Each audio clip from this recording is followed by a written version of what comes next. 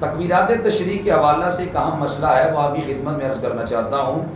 9 ذی الحجہ کی فجر سے لے کر 13 ذی الحجہ کی عصر تک تکبیرات تشریق ہر وہ نماز جو جماعت مستحبہ کے طریقے سے ادا کی جائے، ایک بار کہنا واجب ہے اور 3 بار کہنا اس کو مستحب اور افضل ہے۔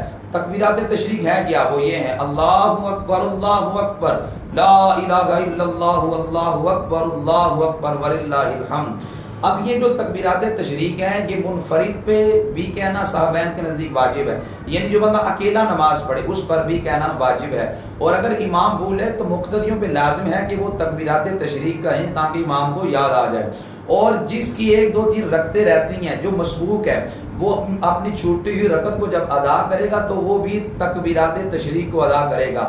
عورتوں پہ تکبیرات تشریق کہنا واجب نہیں، لیکن غلام پہ تکبیرات تشریق کہنا واجب ہے۔